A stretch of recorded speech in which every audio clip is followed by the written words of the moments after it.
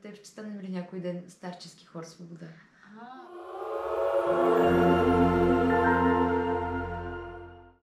Здравейте отново с 5-ти епизод на подкаста на Младежки хор свобода. Аз съм Деница Гаджева Соник и днес на гости ни е един от най-добрите алти в нашия хор, а именно Хриси. Хриси, здравей! Здрасти, Дени! Как си? Супер съм. Много ми е жега тук нещо вкъщи ти е малко твърде горещо. Ние сме в супер модерно студио. Да. Грешка. Ами аз така имам навика някой като ми дойде на гости и да, от вратата топличко. За краката започвам с чехличките. Въпроси. Чехличките. Да. Те не се видяха. Да, започвайки по същество, да те попитам, ти като човек с сравнително богато музикално минало за крехката ти възраст, нали така, учила си в музикално училище? 19. На 19, да. Колко си малка. Имам още. Имаме 10 години разлика. Яко. Значи май трябва да ти говоря на вие.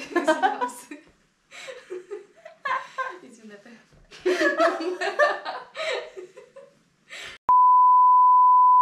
Имайки предвид така крехката ти възраст, 19 години, 10 години разлика, резюме, аз се разревах от смях, защото тя ми почна да ми говори на вие. С твоят сравнително богат, даже не сравнително, ами богат музикален опит, като човек, който пее в 2 хора вече, свири на флейта, има опити да свири на барабани, свири на китара и така нататък. Как избра да запишеш именно културология в Софийския университет, а защо не продължи така официално с музика своят път? Да, това е малко пресилено, че свира на барабани, на флейта, всички тези неща. Това са неща, които съм практикувала не повече от година. Аз имам проблем, че доста бързо отказвам от някои неща. Даже от доста неща, но този хор е едно от този хор, Младежки свобода. Нашия хор. Да, нашия хор е едно от нещата, от които не се отказвам, независимо колко напрегнато понякога. Но да, как реших да запиша културология? Това е специалността за хората, които не знаят какво искат да правят в живота. И аз не знам. Но сигурно да сме обогатява. Да, музиката си винаги ще бъде част от мен. Просто се преснявам също така, че ако е нещо което правя нали, като кариера, да не го намразя малко. Да. И да. Това е моят скромен отговор. А ти си отраснала в музикално семейство, доколкото знам аз. Ами, да, нещо такова. Цялата страна на майка ми и цялата ми рода са музикални музиканти. Даже доста известни някои в други държави. Може да се похвалиш с всичко. Да, не знам какво е цялото име, но Леля Кати се казва. Прави там някакви майсторски класове беше в Полша. Чакайте да го види това. Да, как ти да е. Леля ми доста обича музика и тя има 5 деца и всеки път, когато те живеят в Англия в момента, но всеки път, когато дойде в България с цялата трупа и много обича да ни съединява така и да правим, да си пеем, нали, най-вече църковни неща, защото ние сме доста църковни. Да, изобщо приключение си и забавно е. А каква музика слушаш в ежедневието си? Това е нещо, което се променя с живота ми, с фазите в живота ми. Не бих казала, че имам един специфичен music taste. Напоследък слушам доста ambient, защото усещам, че съм доста напрегната. Сега съм в сесия особено. И да, доста успокояващо. Иначе съм слушала долу-горе всичко, освен метал и специфично скрим метал, защото не го разбирам. Това е нещо, което не разбирам. Не мога да не чувам мелодията в вокал. Просто ми е, да, ти ако харесваш скри метал, можеш да разкажеш какво точно харесваш, не го разбирам. По принцип, идеята на този тип музика е именно това, че ти крещиш това, което искаш да изкрещиш. Ясно, просто не го възприемам като музика. Ушите ми не го възприемам като музика. Но, да. Не знам, не мога да ти изразя сега групи. Слушах съм всичко. Red Hot, My Chemical Romance, всякакви... Всъщност, аз ти го задавам този въпрос. По-скоро за да го свържа с следващия си въпрос, който е как личните ти вкусови предпочитания за музика се свързват с хоровото пеене и с всъщност пеенето в църковен хор, в който ти пееш от преди да влезеш в нашия хор. Ами, не се. Тоест, за църковния хор баба ми пее там. И аз и без това си ходя на църква всяка неделя, така че беше нещо просто... Не знам, просто исках да правя нещо с баба, пък ми е страшно приятно. Да, и там запознах с Мишето и с... После ми покани... Реално бяха няколко покани, аз се отказвах за другия хор. Но да, не знам, не е свързано, т.е. с вкуса ми за музика. Просто ми е приятно, не мога да го опиша. Това е едно от нещата, които не мога да опиша, просто ми е душевно и издигащо, не знам. Ами аз те питам, защото според мен това е една спирачка за много хора да започнат да се занимават с такъв тип музика и с такъв тип занимание, нали, за хорово пеене. Защото си мислят, ами тя музиката не ми харесва. А нали ти си един от многото примери, които не слушат църковна музика вкъщи за удоволствие или докато пътуваш в градския транспорт или в колата си. Нали, пък сама казваш, че това е едно от най-големите удоволствия. Между другото, в последствие почнах понякога да си пускам в градския транспорт някои неща, които пеем в църковния хор или обратното. Не обратното ми за свобода. Да. Не мога да дам много съвет, но ще кажа, че при мен всички тези неща станаха просто с това някой да ме бутне към това да пея в хор или да свира в флейта. И в последствие се окажа, че всъщност е нещо, което много ми харесва. Няма нищо. Да, за хората, които се признават, че... Всъщност, за хората, които не харесват хорова музика, бих казала просто да отидат и да видят на живо дали им харесва всъщност. Да, не знам, не мога да дам някакъв съвет, защото за мен се случи всичко толкова натурално просто. А можеш ли да сравниш двата хора?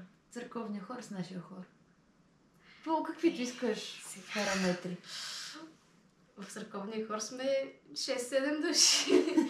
и сме на всякаква възраст. Той и в другия... не, все пак няма баби в свобода все още.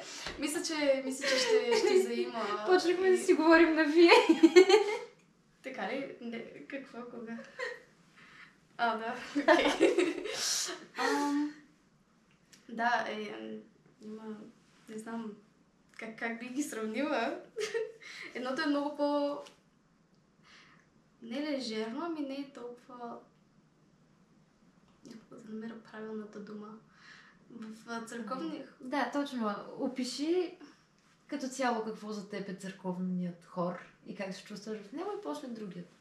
В църковния хор нямам толкова чувството, че просто пея, за да ми харесва музиката или за да се радвам на музиката, а защото, нали, възхвалявам Бога с думите и песнопенията, които правим и не знам, много е натурално. Чакай, че ти сега ме караш да се замислям за някакви неща, които не съм обмислила. Мога да сравня държанието на диригента в една църковен хор. църковния хор толкова не се спира, нали, на всяка малка грешка или всеки фалшив тон, който направим, защото все пак всяка неделя пеем абсолютно едно и също. Почти едно и също. И се случва някой, първо, че е в 9 часа сутринта, някой му се спи, доста хора се превзяват, даже докато пеят, знаеш кой си. И то не се забелязва чак толкова много от публиката, така да е нарекали хората, които са на литургия. Защото те не се, нали, интересуват толкова от качеството, а просто от думите, от смисъла. От, нали, символиката. Докато вече в другия хор, не знам как да го наричам, нашия хор, там е доста по-сериозно, защото се целим, нали, да звучим добре, да сме така единни, хомогенни, да звучим, не знам, качество и количество, всичко си има. И да, особено когато идва концерт скоро, е малко по-сериозно, т.е. трябва да сме много фокусирани, докато в църковния... Всяка неделя си има концерт. Концерт, да. А в църковният хор, кога успявате да репетирате? И как репетирате? И къде репетирате? Много ми е интересно. Това много въпроси ли са? Не, просто ще питам да ви давам много информация, да не ми откраднат. Преди малко репетирах. Не знам, когато е удобно на всички хористи, които не са много, както казах. 6, 7, не знам, 8 души. Кога репетираме? Когато на всички има удобно през седмицата. И да, една репетиция се състои от това да репетираме едното, 2, 3 различни неща, които има за тази седмица. А всяка седмица ли репетирате? Да. Всяка седмица. Не знаех наистина. Да. Между учене и 3-4 репетиции седмично в хоровете, в които пееш, остава ли ти време за други твои хобита и какви хобита имаш? Нямам много време за моите хобита. С фотография любителски се занимавам. Също така свира на китарата, на която се научих от интернет, колкото да ми приглася, нали, когато си пея. И да, горе това е. Ти преди малко каза, че покрай църковния хор си се запознала с Михаела, диригентката ни, и тя те е поканила няколко пъти и ти си отказвала, и тя те канила и ти си отказвала. Как накрая се реши да дойдеш при нас? Тъй като ти преди малко каза, че този хор е едно от нещата, които винаги намираш време и сега си така. Ти по принцип и на репетиции си доста и редовна, и доста активна, помагаш по най-различни начини. Как взе това решение да дойдеш и в нашия хор? И какво те кара да останеш вече? Колко години станах? Не станаха години. Мисля, че 1 година, но пак повтарям, че натурално се случи. Просто посъзнах, че не правя чак толкова много с живота си и без това, така че поне да... Тоест, като бях в училище, там не се учеше много, за жалост. И затова, нали, дойдох в нашия хор. Тоест не е свързано с това, че тя ме е изнудвала да дойда, а просто защото един ден казах, окей, дай да дойда да видя какво, и беше прекрасно, много странно, отпускащо. Ако дойдете на репетиция, още първия път ще видите, доста те кара да си излезеш от кожата, и на мен това ми хареса, защото в началото бях доста стеснена, и това е нормално, нали, за всички неща и за всички хора. Но после бях страшно изненадана колко всъщност ми допада и изобщо динамиката на хората вътре. Тоест не само, че аз също научавам много неща, защото имаме, нали, с вокалния ни педагог Никола.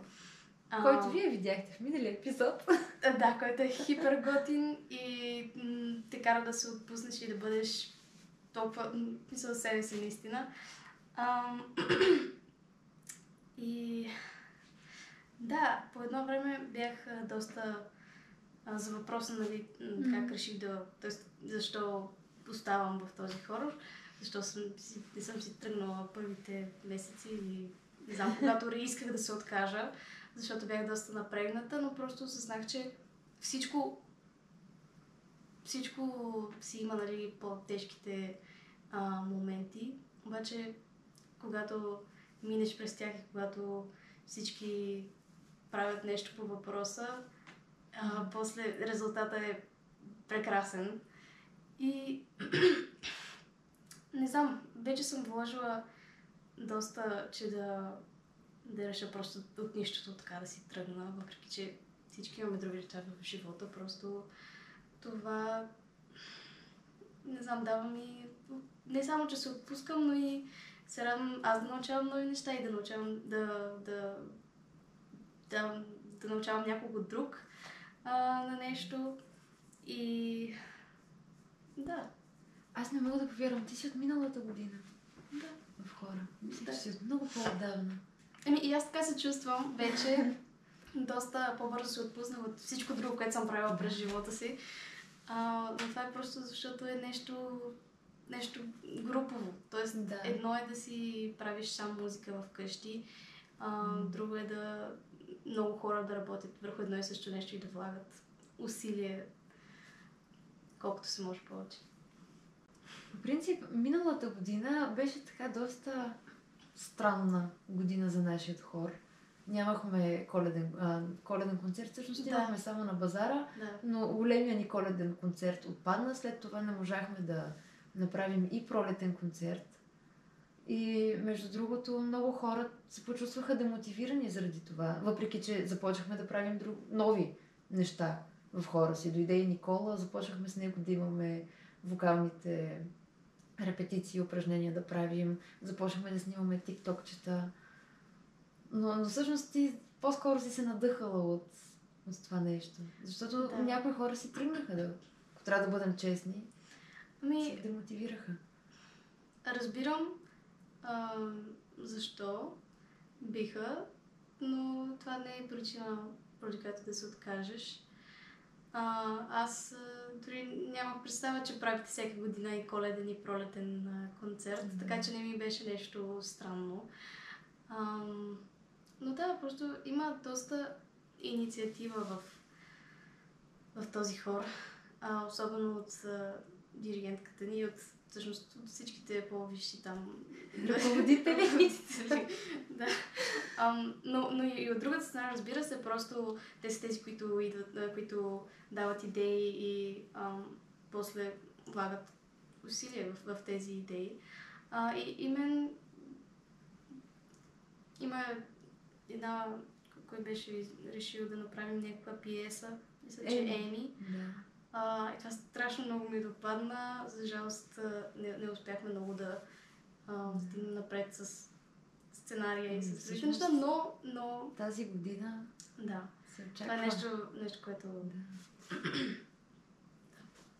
Неофициално обявихме едно ново наше занимание, което всички очакваме с нетърпение. А сега спълнах ли? Да. Ама много яко! Сори. Да, има много проекти, върху които работим и които нашите ръководители измислят. Добре, значи ти си аут в нашия хор. Имаш щастието да не си сменяла партията няколко пъти. Да. Можеш ли да разкажеш на нашите драги зрители и слушатели какво е да бъдеш алт, какво е да си среден глас? Миналата година бяхте много малко алти, тази година ни превъзхождате нас, сопраните. Да, малко, да. Ами за мен това е най-прекрасното нещо, защото обожавам да пригласям. Той без това алтовата партия по-често е в смисъл, мелодията просто три тона по-надолу. И какво е да си алт, не знам. Всичко, което съм мечтала някак.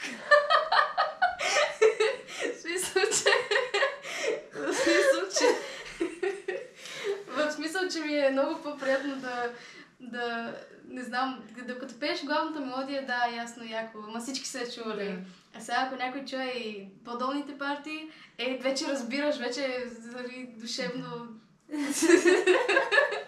Да, пред мен алтовата партия и всички по-надолу са много по-интересни, отколкото сопрано, защото като, не знам, сопрано си е оригинала, вече малко писнал. Шегичка. А какво е усещането да пееш вътрешен глас? Вътрешен глас означава да има хора, които пеят по-ниско от теб, да има хора, които пеят и по-високо от теб. И това обърква ли те, помага ли ти? Ами мен лично да ме обърква, защото, както казах, нали, имам доста музикален опит. Особено нали, с семейството ми, както казах. И с сестра ми. Тя е голяма част от моето музикален експириенс. Защото още от малки винаги, като тя си пее нещо, аз си пригласям или аз като си пее нещо, тя ме приглася. И какво е да си вътрешен глас? Чакай да го измисля. Не знам. Приятно е. Тази година ти и Мишето, мисля, че всъщност двете останахте така по-старшите хористи, нали? Направихте ваша лична организация и инициатива да помагате на новите алти, тъй като голяма част от новите хористи, които дойдоха, момичета, се оказаха алти. Дойдоха да пеят с вас, вашата партия. И вие така много борбено и сърцато решихте да им помагате да влизат в крачка. Това е много мило. Всъщност вие започнахте да организирате самостоятелни репетиции извън общите ни репетиции с другите партии, самоинициативни. Ами много кредит ми даваш, защото това беше напълно на Мишето в началото идея и те първо няколко пъти са събирали, един-два пъти са събирали без мен, аз не знаех и просто после реших, че мога да контрибют на малко и аз от знанията си.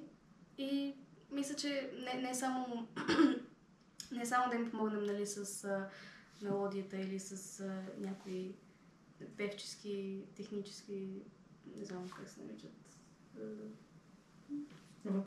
въпроси, но и с това да се отпуснат малко с самите хора от хора. И да, ние, нали, очевидно не ходихме там и само да пеем, т.е. ние си...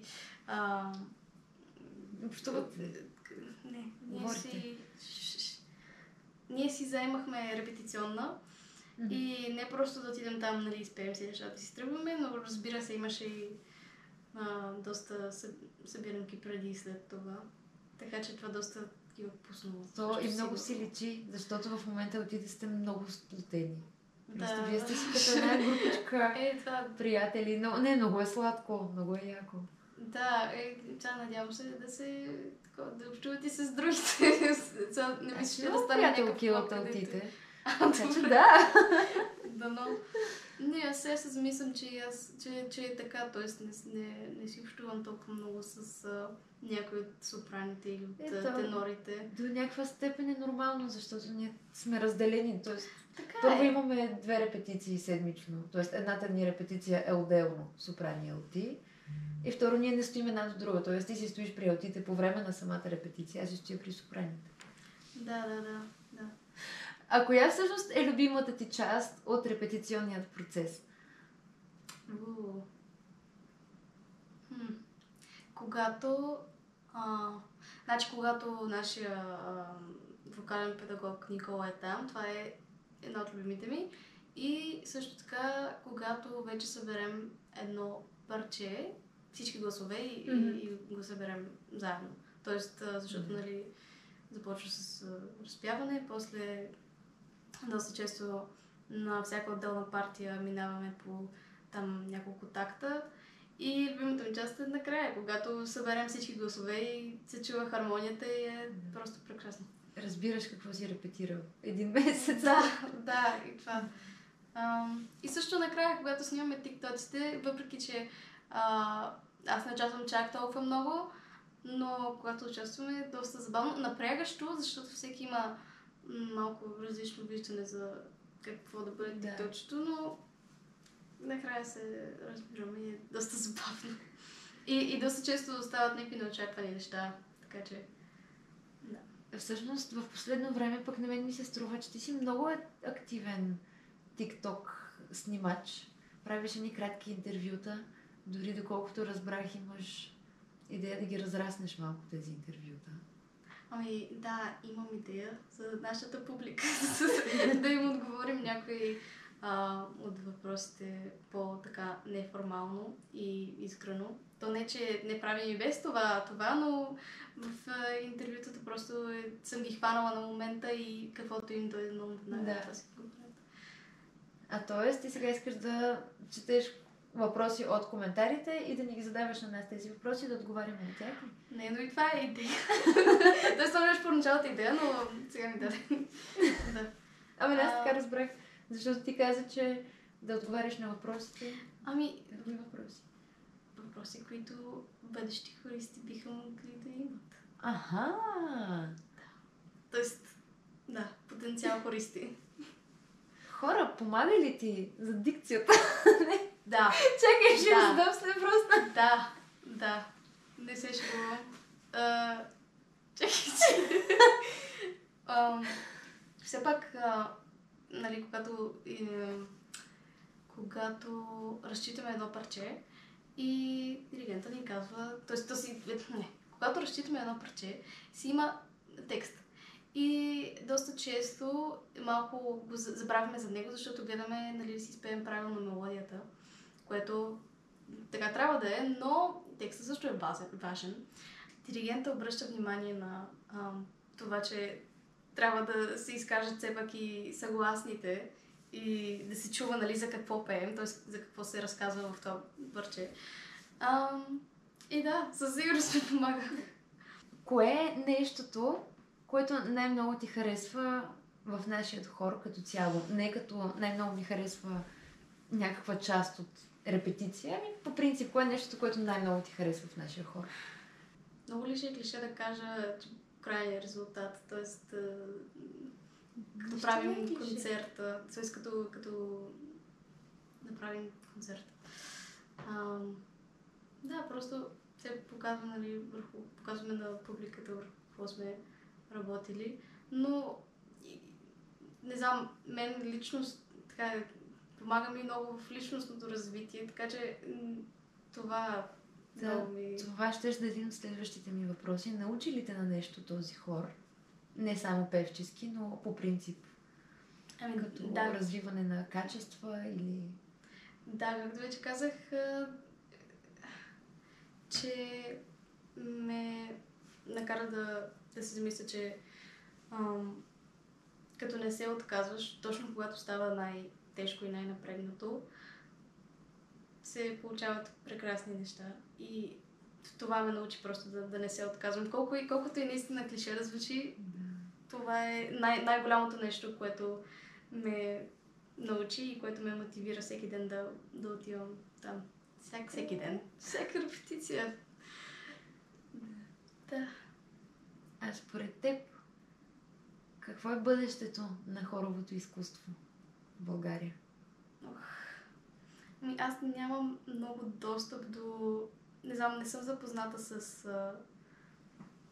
Не знам, с каква е сферата на хоровото изкуство в България. Тоест не мисля, че имам знание за това. Така че не знам. Надявам се да е хубаво, надявам се да е светло, надявам се да има вдъхновени хора и работещи по това хора, но не знам, чакай да кажа нещо позитивно. Ами не, защото може би без да осъзнаваш. Всъщност ти работиш много усърдно, за да в посока подобряване на това бъдеще.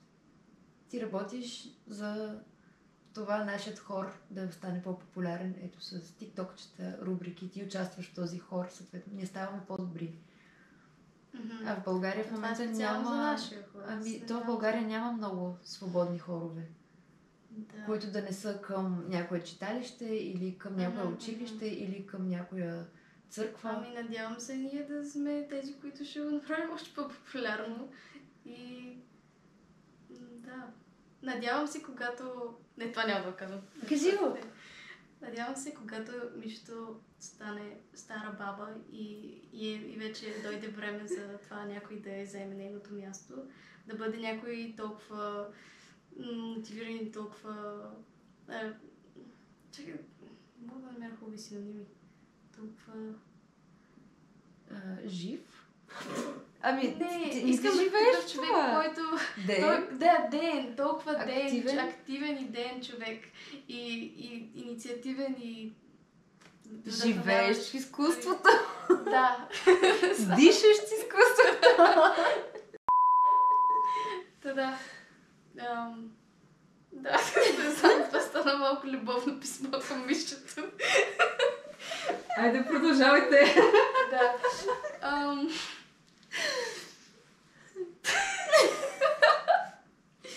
Тук има 20 минути разговор, 20 минути блумър. Да. Не знам, надявам се някой от нас, от ние, нейните хористи, да станем, да вземем нейното място и да... Може би няма да сме ние. Той пък знае. Само, че вие не сте толкова по-млади от мен. Ако аз съм стара баба, както каза, вие пак ще сте някакви баби. Трябва свежа кръв за това нещо. Аз съм поне 2 месеца по-млада баба от тебе. Добре. Месеца и половина. И Христо е някакво. Тия младите хористи не ми говорят на вие. Какво е това поколение?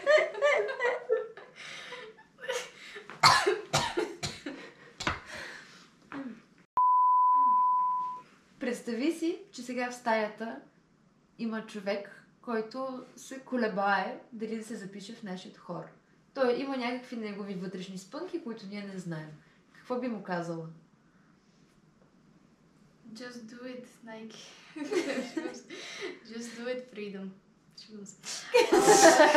Така, какво бих казала? Аз не мога да вдъхновявам и да мотивирам хората, просто реално мога да му помогна като влезе, но не знам преди това. Ако е аут, най-вече. Ако е аут, мога да му помогна. Не знам, просто ще кажа някакви клишета от сорта на пробвай, нали, не се отказвай и чисто пробвай, нали, за личностното ти развитие и за... Да. Певческото ти. Певческото ти развитие. За личностното и за певческото ти развитие. Забелязала ли си, че ние започнахме като младежки хор Свобода? Сега станахме просто хор Свобода. Накрая сме само хора. И свободни. Накрая ще сме само хора. Ще станем ли бабешки хор Свобода според те? И Някой нали си дадем някакви идеи за това да има... да има пак младежки хора. Да има по-младежки, т.е. Да. от 12 до 17. Ние тръгнахме като младежки хор. Вие не тръгнахте сте били. Ученици Това е между колко 8 и Да. 12 клас, да. Вау. Между другото, този хор, ти може би не знаеш всъщност. Този хор започна като хор на първа английска гимназия, тъй като Мишето е завършила там средното си образование. И един ден ми каза, аз сега като уча хорово дирижиране, осъзнах, че това е много трудно човек да си намери работа в тая сфера и затова ще си създам работа. И така един ден просто отиде в първа английска и каза, искам да си направя хор. Вие съгласни ли сте да е тук? И така хора всъщност тръгна като хор на първа английска гимназия. Бяхме там 1 година, след което станахме Свобода. Освободихме се от първа английска гимназия и станахме съседи, средец. И яко. Като младежки хор, но да, вече ще има нов младежки хор. Ние останахме Просто хора. През тази година и половина, в която ти си част от нашия състав, успя ли да създадеш истински приятелства? Ами какво значи истински? Да, предполагам. Тоест хора, на които се кефа и те ми се кефят и споделяме хумор, което е доста голяма част от приятелството. И да, грижим се един за друг, нали, в сферата на хора. Иначе извън това, аз по принцип съм си малко затворен човек, така че да. А какво мислиш за репертуара, който изпълняваме ние? От тази година започнахме да включваме повече по-модерни поп парчета. Така имаме разнообразие. Какво мислиш ти за произведенията, които изпълняваме и имаш ли си любимо произведение? Ами, за популярните парчета, супер, защото така може би ще достигнем до повече хора, защото очевидно са по-известни и може би някой ще се така захване за тях. Иначе на мен любимото ми е едно, което на хора не е много любимо, защото е малко по-сложно, но много обичам The Rose. И също така... Чакай да си се... Какви бяха? Какво имахме? Ами тази година Фум Кирие, Емануел, Der Star. Der Star е много красиво, също много трудно. Като цяло май харесвам по-трудните, обаче има си причина. Много са красиви. Да. Благодаря на всички, които останахте до края и слушахте как се смеем толкова много. Да, беше много забавно. Надявам се. Like and subscribe. Stay tuned. Stay tuned for more, guys. И ни шервайте. Да. И елате да пеете в нашия хор. Елате да пеете, защото не само ще се запознаете с нови, готини хора, но ще научите много за себе си, за хоровото пеене, изобщо за пеенето, за музиката. It's the place. Общо взето, всички много обичат да пеят, ама защо никой не пее? Буквално. Чао! Чао! Чао! Goodbye!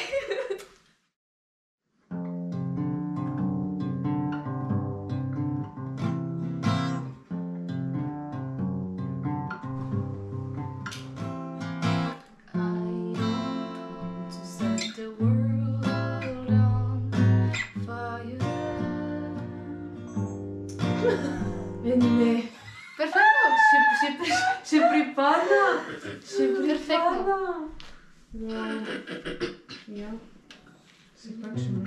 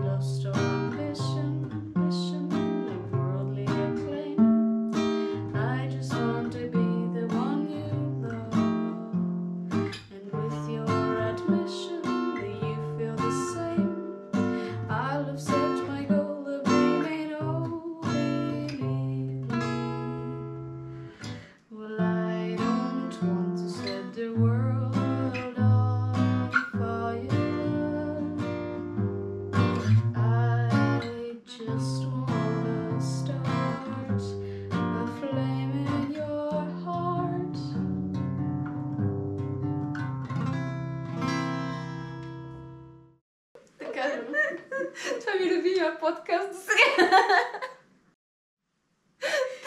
Дени, дръж се!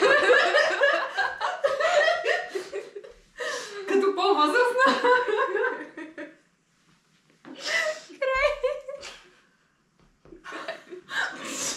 Окей, това беше бързо. Най-краткият подкаст в историята. Добре, трябва да почне стендъп комеди. За твой късмет твой кадър ще е кофти.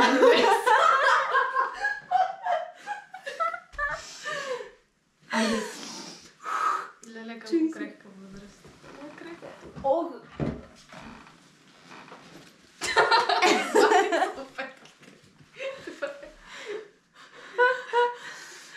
Цял ден ми се реве. По-хубаво да е от смях. Ядай малко водичка.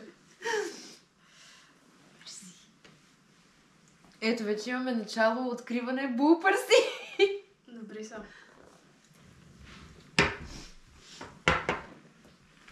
Next question. Нали? Ти отговори на тоя. Не. Какво беше? Тя то нямаше въпрос. Само интродюсваше ме. И какъв беше въпросът? Въпросът беше тотална лигня. Според теб ще станем ли някой ден старчески хор свобода? Не, аз мислих, че... Ами да, надявам се, нали, току-що... Да. Ти ще бъдеш ли една от бабите с бастуни, които ще ходят на репетиции до втория етаж? Независимо къде... Да, може и да се промени местоположението. Може да отидем на партер. Да не се изкачваме толкова. Да, ще бъда. Независимо къде ме доведе живота, това е едно от нещата, които мисля, че ще ме задържи в своята прегръдка. Ще те задържи в кондиция на тази крехка възраст. Точно. Не, в ската си, в обятията си. Да. Тия неща няма да ги режеш, да знаеш. Ти се знаеш. Ще ми отнеме 1 милион часа.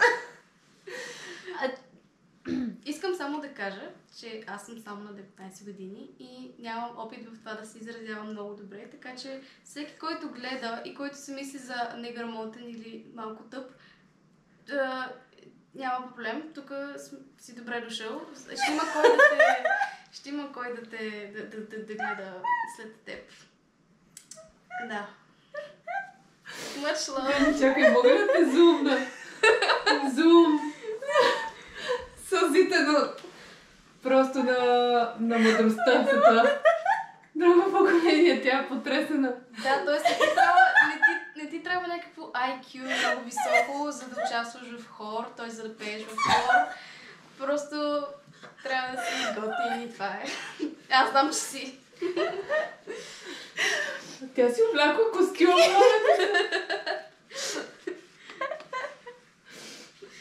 Аз трябва наистина да почнем стендъп. Ти започна. Ако някой ден трябва да избираш между това да бъдеш хорист или стендъп комедиант, кой би избрал? Той двете са едно. Те са бързани. Но ми даваш идея за по-артистичен тип анонси между песните на концерт. В смисъл? Между другото, крайно време е. Тотално взимаш един микрофон и хора, днеска ходиха къде си. И това е следващото песен. Миналата Дени се едно чете новините, ама траурните новини. Траурните новини. Всеки път като... Как може да го кажеш? Това ще е покана и нея. Какво? И ще трябва да се защити. Ама не защото тя не говори както трябва, а защото то просто е добър вечер на всички наши зрители. Той сценарий е такъв. Това е за мен е критика към Ели Калина, така ли? Не, просто мисля, че тя може да се изразява малко по-така. Тоест, не знам как. Да, много сухарски са сценариите. Много по... Добре, имаме нови кандидати за сценаристи. Не за сценаристи, ами за... Никаква драма. Добре. Ето тук ние младите. Къде се причислите? При Криси. Да. Колко са 10 години разлика. Те са скали сигурно са толкова. Да, ако всички останали подкастисти, не знам, подкастисти, тези, които сте интервюирали, са имали по-добри отговори. Да, не, подкастисти, са имали подобаващи отговори от мен. Аз съм невинна. Малко съм